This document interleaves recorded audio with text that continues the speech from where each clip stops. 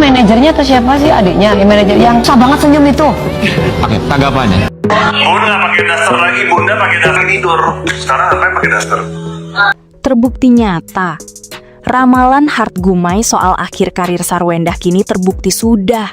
Gegara mulut kasar di medsos, semua stasiun TV boikot Sarwendah dan pacarnya Giorgio. Dunia hiburan Indonesia kembali diguncang oleh sebuah fenomena yang tampak seperti realisasi dari sebuah ramalan yang sempat terlontar beberapa waktu lalu. Nama Sarwendah, yang selama ini dikenal sebagai sosok selebritas yang menjaga citra positif dan harmonis, kini berada di titik nadir karirnya. Ramalan dari figur supranatural Hart Gumai mengenai kejatuhan karir seorang tokoh publik yang terjebak dalam ambisi dan polemik pribadi, kini dikaitkan erat dengan situasi yang dialami Sarwendah saat ini. Narasi yang berkembang di masyarakat pun menjadi liar, memicu spekulasi bahwa apa yang diprediksi sang peramal akhirnya menemukan pembuktiannya di dunia nyata. Tepat ketika Sarwendah tengah diterpa badai kontroversi terkait sosok pria bernama Giorgio Antonio. Situasi memburuk dengan sangat cepat.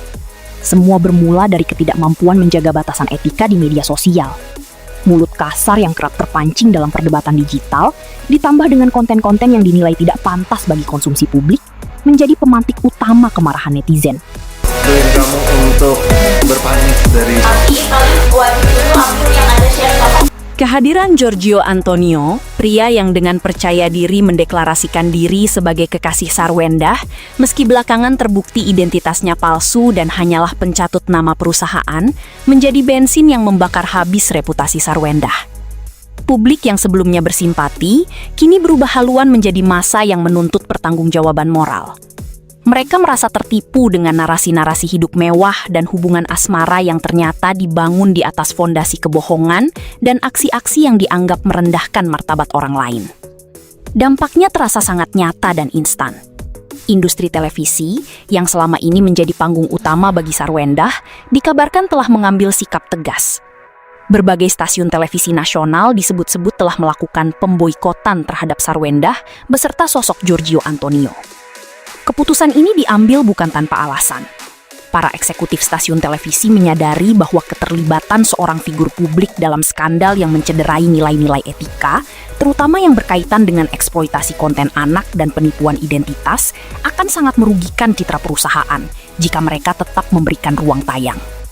Dalam dunia industri kreatif, integritas adalah mata uang yang paling berharga.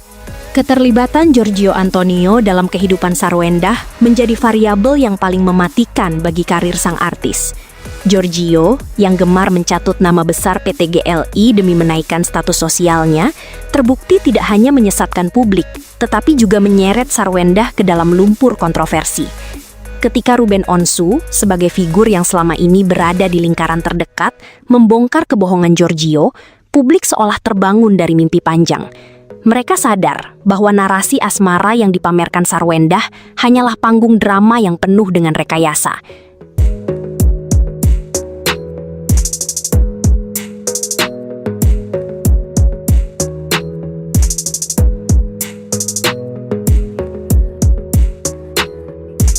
Kegeraman publik pun memuncak ketika muncul video yang memperlihatkan interaksi tidak pantas, di mana sang anak dilibatkan dalam aktivitas yang merendahkan.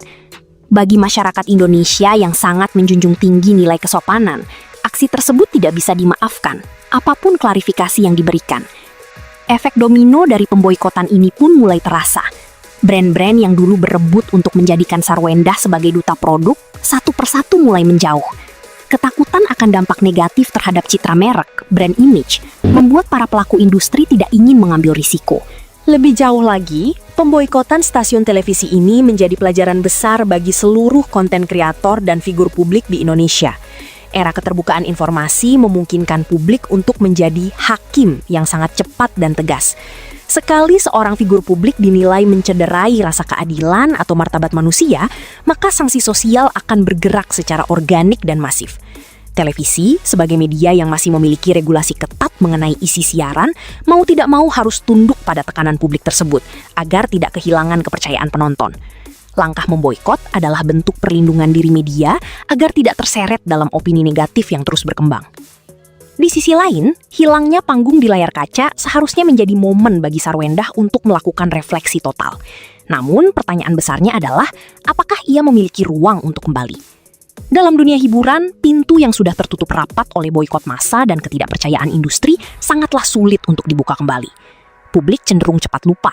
Namun, ketika menyangkut masalah moral dan keluarga, memori kolektif masyarakat Indonesia memiliki daya tahan yang sangat kuat.